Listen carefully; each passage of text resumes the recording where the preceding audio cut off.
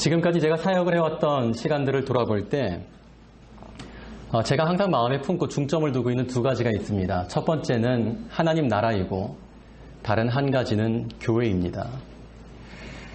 교회를 위한 사역을 해왔던 것이 아니라 하나님 나라를 이루어가는 교회가 되기를 위해서 사역을 해왔고, 하나님 나라가 이루어진 교회를 통해서 하나님 나라를 확장해 가기 위해서 저는 그래서 지금까지 하나님 나라와 또한 교회를 마음에 품고 사역을 해왔습니다. 그리고 그레이스 뉴욕교회 개척을 준비하면서도 그래서 교회가 되자라고 하나의 목표를 가지게 되었습니다. 우리 주변에 적지 않은 성도님들, 또 이전에는 교회를 다녔지만 현재는 방학을 하고 계시는 많은 성도님들이 이러한 이야기들을 합니다. 교회다운 교회를 만나고 싶다. 교회가 건강해야 한다. 심지어는 얼마 전에도 제가 아틀란타를 떠나오기 직전에 만났던 분이지만 이런 이야기를 하는 성도님들이 적지가 않습니다. 갈만한 교회가 없다. 참으로 듣기에 민망하고 또한 마음 아픈 이야기이긴 하지만 사실 기존의 교회들이 교회다운 교회가 되기를 또한 건강한 교회가 되기를 포기했기 때문에 이와 같은 이야기를 듣게 됐다기보다 건강한 교회와 교회다운 교회는 자녀에게 인정을 받을 만한 부모다움을 항상 유지하는 것, 또한 생각처럼 건강을 지켜내기가 쉽지 않은 것처럼 교회 공동체 모두의 끊임없는 변화와 성숙이 요구되는, 그럼에도 끊임없이 관심과 노력을 기울여야 하는 불가능한 듯 하나 포기하지 않고 노력해야 하는 일입니다. 지금은 돌아가신 미국의 신학자 가운데 라인홀드 니버라고 하는 분은 이와 같이 불가능한 일이지만 지속적으로 노력해야 하는 것을 일컬어서 impossible possibility라는 표현을 했습니다. 1945년 유엔이 창설될 쯤에 니버는 유엔에 대하여 그다지 낙관적이지 않았습니다. 강대국들이 자신들의 이익과 주도권을 뛰어넘어서 약소국들의 권리를 지켜주기 위해서 일할 것이라고 하는 그런 발상은 인간의 자기중심적인 그 이기심을 지나치게 가볍게 본 처사라고 하는 것이 이 니버의 주장이었습니다. 인간은 약자들의 권리를 지켜주기 위해서 자기의 이익을 어느 정도 희생하는 것처럼 보여지는 순간이라 할지라도 어느 순간 위기와 또한 치명적이라고 자신이 느끼게 될 때면 어쩔 수 없이 이기적이 되기 때문에 인간의 어쩔 수 없는 자기중심적 그 성향을 뛰어넘는 일은 불가능하게 여겨지는 일이라고 이야기했던 것입니다. 우리가 아는 바와 같이 팔은 언제나 안으로 굽는 것처럼 인정하고는 쉽지 않지만 결국에 가보면은 자기 가족이고 결국 가보면은 마지막에는 자기 권리이고 자기 만족일 수밖에 없습니다. 그래서 자기의 이익과 상충하는 심각한 일이 발생할 때 이 강대국들이 약소국의 편에 설 것이라는 이러한 이상적인 발상은 인간의 이기적인 성향을 지나치게 가볍게 본 처사라는 그러한 이야기에 주장을 했던 것입니다. 하지만 그럼에도 불구하고 니버는 이 국제연합기구에 대하여 그는 절대로 극구 반대하지만도 않았습니다. 인권에 대한 국제적인 이 수준을 점차 높여가기 위해선 유엔과 같은 국제연합기구가 필요하다라고 그는 주장했던 것입니다. 인간의 이기심과 싸워서 이긴다라고 하는 것은 불가능한 것처럼 여겨지지만 그럼에도 점차적인 발전의 가능성을 가지고 끝까지 싸워야 한다라고 하는 이와 같은 현실은 이에 대해서 니버가 impossible possibility, 불가능하지만 가능성이 있는 일이라고 표현했던 것입니다. 현대에 이르러 많은 대형교회들이 생겨나고 또한 교회에서 성도들을 양육하는 다양한 성경 프로그램과 양육 프로그램들, 이러한 프로그램이 다양해지고 그 시스템이 훌륭해졌음에도 불구하고 오늘날 기존의 교회를 거부하고 교회를 안 나가시는 이를 뒤바꿔서 가나안 성도라 하는 분들이 해를 거듭할수록 늘어가고 있습니다. 이러한 현상은 아마도 제가 생각할 때는 시간이 지나면 지날수록 보다 더 많은 가나안 성도들이 일어나게 될 것이라고 저는 예측합니다. 교회 교육이 풍성하고 교회가 대형화되어 가고 있지만 계속해서 성도들은 끊임없이 교회다운 교회를 찾기에 목마를 것이고 교회가 건강해야 한다라고 하는 그 성토는 오늘보다 시간이 가면 갈수록 더욱더 거세지리라 생각합니다. 그러나 이것은 어느 한쪽만의 문제가 아닌 가나안이 될 수밖에 없다라고 여기는 자기 중심적인 기준을 내려놓고 그럼에도 불구하고 교회와 함께 부둥켜 안고 울며 기도해야 하는 성도의 사명이고 성도 한 영혼 한 영혼을 천하보다 귀하게 여기며 하나님이 거하실 거룩한 처소가 되기 위하여 그리스도 예수 안에서 함께 지어져 가기를 부단히 노력해야 하는 교회 공동체의 사명임을 서로가 함께 기억하며 기도해야 합니다. 개인이 불편하지 않은 자기가 만족하는 그런 신앙생활을 하기를 원한다면 이와 같이 불가능한 것처럼 여겨지는 일에 소모하는 것이 싫고 더러는 이러한 이야기를 듣는 것조차도 불쾌할 수도 있습니다. 그러나 우리 성도들은 하나님 나라와 그리스도의 복음이 전파되기 위하여 하나님께 부름을 받았기에 성도와 교회라 하는 공동체 그 속에서의 사역과 동역은 불가피한 것입니다. 저는 오늘 말씀을 통하여 우리를 교회로 부르신 하나님의 뜻을 이뤄가기 위하여 우리가 어떠한 또한 어떻게 서로 동역의 자세를 취해야 하는지에 대하여 이 바울과 에바브라 사이에 드러나는 동역의 특징을 두 가지를 함께 나누기 원합니다.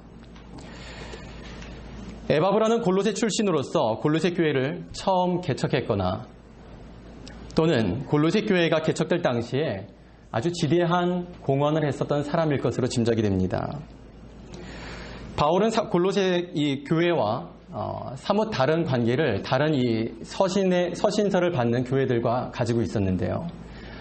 고린도 교회, 에베소 교회, 갈라디아 교회, 기타 이런 서신서를 받는 그런 교회들과는 사뭇 다르게 바울은 이 골로새 교회를 개척한 사실도 또한 단 한 번도 방문해 본 사실도 없었습니다. 게다가 바울은 이 편지를 써서 보낼 때 로마 감옥에 있었을 것으로 짐작이 되어지는데 그 당시에 이 감옥에 함께 수감되어 있었던 이 에바브라를 만나게 되었었고 그를 통하여 골로새 교회에 대한 소식을 들은 것이 계기가 되어 오늘 우리가 읽고 있는 이 골로새서를 써서 그들에게 보내게 된 것입니다. 에바브라는 참으로 성실한 목회자였던 것 같습니다. 하지만 그가 성실하게 목회를 했기 때문에 교회가 항상 평온하고 문제가 없었던 것은 아니었습니다. 골로새서를 보게 되면 골로새 교회에 세속적인 철학이 침투하여서 성도들이 그로 인하여서 혼란스러워했었고 영지주의의 영향을 받아서 그들이 또한 그 속에서 갈등하고 있었고 성도들 가운데는 율법적인 요소를 매우 중시 여기는 사람들이 있었고 그러한 금욕적 경건파들이 교회 안에 파벌을 이루고 있었습니다. 에바브라는 성실한 목회자였지만 그가 목회했던 골로새 교회는 하나가 되지 못했었고 복음 외에 다른 사상들로 인해서 교회는 여기저기 그리고 때마다 어수선하기 짝이 없었습니다.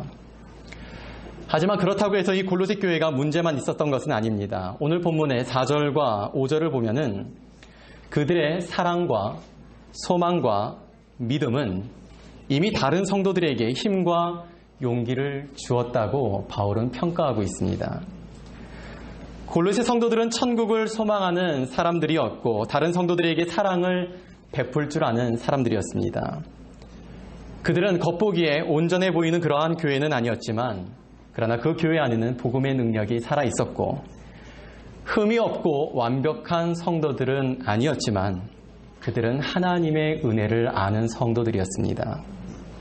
바울과 에바브라가 개인적으로 얼마나 오랫동안 이와 같은 깊은 교제를 이루었는지는 우리가 알 수 없지만 바울이 한 번도 가보지 않았고 또한 그가 세우지도 않았던 이 교회에 오늘 이와 같은 권면의 편지를 쓸 수 있었던 것은 에바브라를 통해 전해 들은 이 골로새 교회에 대한 소식으로 인하여 바울이 무척 감격하고 설레어하고 있었다는 것을 우리는 생각할 수가 있습니다.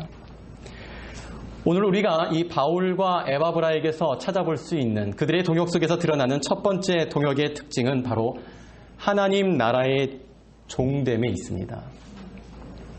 오늘 본문의 바울이 에바브라를 가리키는 호칭을 우리가 한번 보게 되면 우리 7절의 전반부만 함께 읽겠습니다. 오늘 본문의 7절 전반부만 우리 같이 읽어보도록 하겠습니다. 시작. 이와 같이 우리와 함께 종된 사랑하는 에바브라에게, 이 사도 바울이 지금 에바브라를 이야기하는데 에바브라를 무엇이라고 지금 호칭하고 있습니까? 종된, 종이란 표현을 합니다. 바울은 그의 서신들 속에 그 자신을 표현할 때 그리스도 예수의 종 나 바울이라고 하는 표현을 종종 썼는데 거기에 쓰여지고 있는 동일한 단어 종이라고 이 에바브라를 소개하고 있는 것입니다. 그런데 바울이 에바브라를 일컫기를 에바브라 역시 그냥 종이 아니라 바울과 또한 일일이 다 손에 꼽을 수는 없지만 그리스도의 복음이 전파되기 위하여 헌신된 다른 형제들과 동일한 종이라고, 우리와 함께 된 종이라고 이 에바브라를 불렀습니다. 우리는 이 말의 의미를 가볍게 읽고 지나쳐서는 안 됩니다. 에바브라가 누구의 종인가를 우리는 생각해 볼 필요가 있습니다. 사람들은 일반적으로 목회자를 일컫기를 주의 종이라고 부릅니다. 그런데 참 아이러니컬하게도 목회자가 주의 종이라고 하는 사실을 알고 있음에도 불구하고 적지 않은 경우 성도들이 목회자에 대해서 불만과 불평이 차오르는 이유를 들어보게 되면 목사가 섬기지를 않는다는 이야기들을 합니다. 목사가 섬기지 않는 것 때문에 시험 들었다고 이야기를 합니다. 그러한 말씀의 의미는 목사가 목회와 목양에 소홀하기 때문에 그와 같이 이야기하는 것은 아닐 것입니다. 어떤 분에게는 성도 자신의 헌신과 비교를 해보니 자신보다 목회자의 헌신이 못하다라고 생각돼서 목회자가 섬기지 않는다라고 생각하시고, 또 어떤 분에게는 자신이 생각하는 목사라면 이렇게 해야 되는데 목사라면 이 정도는 해야 하는데 하는 그런 분량이 있는데 그 분량에 만족스럽지 못하다 보니까 이와 같은 불만과 불평이 차오르게 되는 것일 것입니다. 그런가 하면 반대로 목사를 지나치게 사랑한 나머지 존중과 존경을 넘어서 목사의 종과 같이 되는 것을, 그것이 마치 믿음이 좋은 것이고 믿음이 좋으면 그와 같이 해야 되는 것처럼 강요하는, 이야기하고 가르치는 일부 목사님들과 성도님들이 발견되기도 합니다. 사랑하는 성도님들, 목사는 성도들의 종이 아닙니다. 뿐만 아니라 성도 역시 목사의 종이 되어서는 안 됩니다. 우리 모두는 하나님의 사랑 안에서 부름받은 하나님의 자녀이며 우리를 구원한 그리스도의 복음을 전하기 위하여 각 곳으로 보냄받은 우리는 그리스도의 종임을 우리는 분명히 기억하고 그리스도의 종으로서 살아가야 합니다. 그리스도를 사랑하기에 서로를 사랑할 수 있는 것이고 하나님의 자녀로 부름받고 그리스도의 종으로 우리가 보냄을 받았기에 하나님의 나라와 그 복음을 위해 서로 사랑하고 존중하며 그리스도로 말미암아 우리에게 동역이 가능한 것이지, 목사에게 탁월한 성품과 목사에게 탁월한 사역적인 능력이 있기 때문에 또는 성도에게 섬김을 받을 만한, 목회자로부터 섬김을 받을 만한 남다른 탁월함이 있기 때문에 그래서 떠받들며 동역하는 것이 되어서는 안 된다는 것입니다. 여러분과 저는 언제나 그리스도의 지체이며 그리스도의 종이라는 우리의 정체성을 잊어서는 안 됩니다. 바울은 에바브라가 그리스도의 종이라고 하는 이 사실을 강조하였습니다. 자신이 그리스도의 종인 것과 같이 에바브라도 그리스도의 종으로서 교회와 성도들을 위한 일꾼이 되었노라고 합니다. 우리 모두가 그리스도의 종이라고 하는 사실을 인식하는 것은 이 교회 공동체 안에서 대단히 중요한 일입니다. 교회다운 교회가 되기를 힘쓰며 교회가 마땅히 해야 할 일에 헌신하는 것은 내가 속한 교회를 채우고 자신이 소속된 교회에 대한 자부심을 갖기 위함이 아닌 이 모든 것이 그리스도를 위한 것임을 우리가 알기에 우리는 그러한 고백을 가지고 교회됨을 추구하고 만들어 가야 합니다.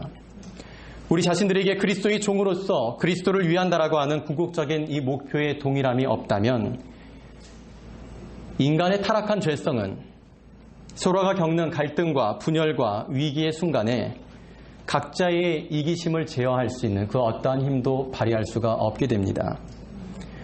우리의 자기중심적인 생각을 누를 수 있는 힘은 훌륭한 배움과 훌륭한 인격과 오래된 신앙생활과 직분에서 나오는 것이 아니라 우리 안에 그리스도의 주되심의 고백이 있는 것입니다. 우리 모두에게 내 평생에 그리스도를 존귀케 하겠다라고 하는 갈망과 열망이 있게 되기를 축복합니다. 그래서 언제나 그리스도를 존귀케 하는 모든 일에 합력과 하나됨을 이루고 성령 안에서 동역의 즐거움과 열매를 경험하는 여러분과 제가 될 수 있기를 주님의 이름으로 축원합니다. 바울과 에바브라에게서 찾아볼 수 있는 이 동역의 두드러진 두 번째 특징은 하나님 나라에 대한 관심입니다. 에바브라에게서 골로새 교회가 건강하게 세워졌고 복음의 사역을 감당한다는 소식을 들었을 때 이 바울은 굉장히 기뻤습니다.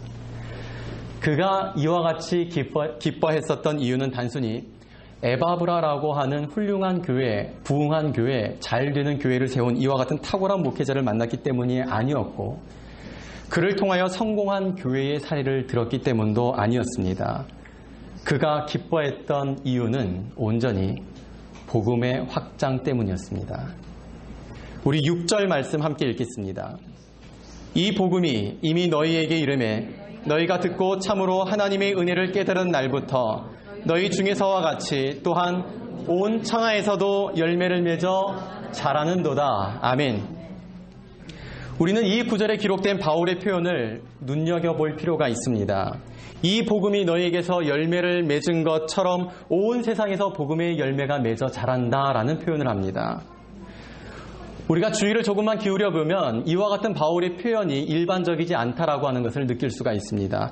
우리는 일반적으로 이렇게 이야기합니다. 온 세상에서 복음의 열매가 자라는 것처럼 골로새 교회에서도 복음의 열매가 자라 기쁘는도다.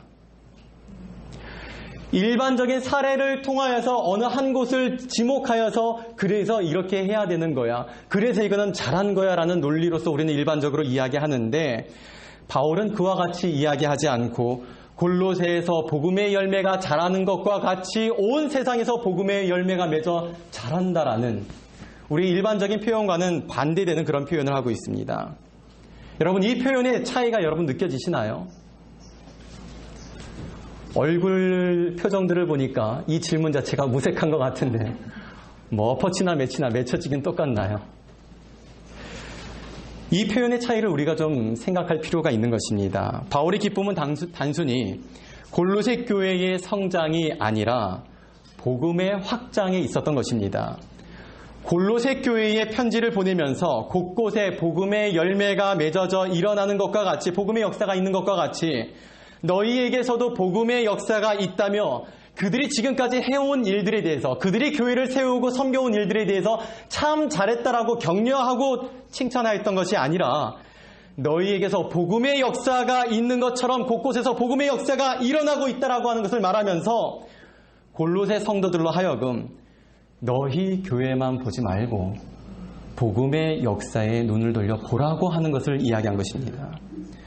골로새 교회만 생각하지 말고 어떻게 복음의 역사가 이 교회가 아닌 다른 곳에서도 나타나는지 하나님 나라의 컨셉으로 보고 생각할 수 있도록 그들의 눈과 마음에 전환을 준 것입니다. 골로새 성도들뿐 아니라 바울도 골로새 교회의 성장을 뿌듯해했고 자랑스러워했습니다. 다만 바울이 교회의 성장을 이와 같이 기뻐했었던 이유는 교회 성장 자체에 있는 것이 아니라 골로새 교회를 통해 복음이 확장되는 것에 있었고 복음이 이와 같이 확장되는 일에 골로새 교회가 쓰임을 받고 있었기 때문입니다. 동역을 가능하게 만드는 힘은 이 교회를 성장시키겠다라고 하는 이기적인 동기가 아닌 복음의 확장에 있어야 한다라고 하는 것을 바울이 골로새 성도들에게 이야기하는 것입니다. 언제나 우리의 관심은 교회 성장이 아닌 교회 성장을 통해서라도 우리의 궁극적인 관심은 복음의 확장과 그로 인한 영혼 구원에 있어야 합니다. 그렇게 해야 하나님의 나라가 확장이 되고 복음이 전파되어야 하나님의 나라가 각 심령과 이 땅에 세워질 수가 있습니다. 여러분과 저를 하나님의 자녀가 되게 한 것은 단순히 우리 각자의 구원만을 위한 것이 아니고 복음을 전하는데 그래서 하나님의 나라를 세워가는 데 있는 것입니다. 저는 성도님들이 그리스 뉴욕교회만을 위한 충성된 일꾼들이 되게 해달라고 기도하기보다 우리 성도님들이 복음의 은혜를 알고 복음을 살아내는 킹덤 빌더, 예수님의 사람들이 되게 해달라고 기도하겠습니다. 교회 일은 하나님의 일이 되기도 하지만 하나님과는 전혀 상관이 없는 일이 될 수도 있기에 저는 성도님들이 하는 모든 일들이 부디 하나님 나라의 일이 되기를 저는 간절히 기도하겠습니다. 사랑하는 성도 여러분, 복음에 헌신된 성도들이 되어주십시오. 하나님 나라를 위해 헌신된 종들이 되어주십시오. 그리스도께서 부르시고 세우신 그리스도의 종이 되어서 그리스도께만 충성되시기를 부탁드립니다. 그리스도의 종된 신실한 일꾼이 되어 복음의 은혜 안에서 우리 모두가 부르심에 합당하게 행할 때에만 비로소 우리는 하나님의 뜻을 이루고 교회를 건강하게 세워갈 수가 있습니다. 교회를 성장시키고 성공하도록 하는데 우리 모두가 관심을 갖지 않고 그리스도의 복음이 드러나고 예수 그리스도의 주되심이 나타나는 그 일에만 우리가 함께 관심을 갖고 충성될 수 있기를 간절히 부탁드립니다. 우리 모두가 서로 노력하는 중에도 여전히 우리 안에 문제는 있을 것입니다. 내 잘못이든 내 부족함이든 다른 형제의 잘못이든 부족함이든 여전히 우리 안에는 답답한 일이 있을 것이고 관계 때문에 속상한 일도 있을 것이고 이 공동체, 교회라고 하는 이 공동체 안에서 왜 교회가 이래야 하는가 깊은 한숨이 내쉬어지는 그러한 일도 겪게 될 것입니다. 다른 성도들과 맞지 않는 것 때문에 교회를 옮겨야 하는 것인가 라는 갈등을 하게도 될 것이고 시간이 지나다 보면은 저와도 교회를 담임하는 목회자와도 맞지 않는 부분이 발생되어서 분명 여러분이 그것 때문에 갈등하는 시간도 있을 것입니다. 그러나 우리 중 누구에게든 복음이 빠지고 교회의 공동체 안에 복음에 대한 관심이 낮아진다면 동역은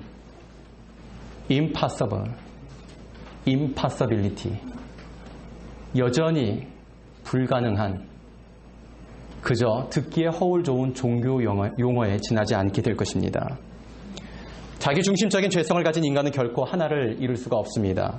그러나 우리가 그리스도의 종됨을 고백하고 오직 복음을 위하여 우리가 모두 함께 동일한 마음으로 헌신을 하게 된다면 우리는 자신과 서로 안에서 성장을 보고 변화를 보고 성숙을 보게 될 것입니다. 우리 모두가 그리스도의 종임을 인식하고 우리가 복음의 확장에 관심을 갖는다면 종종 서로의 이기적이기도 하고 썩 마음에 들지 않는 모습을 보게 된다 할지라도 그럼에도 동역은 불가능해 보였지만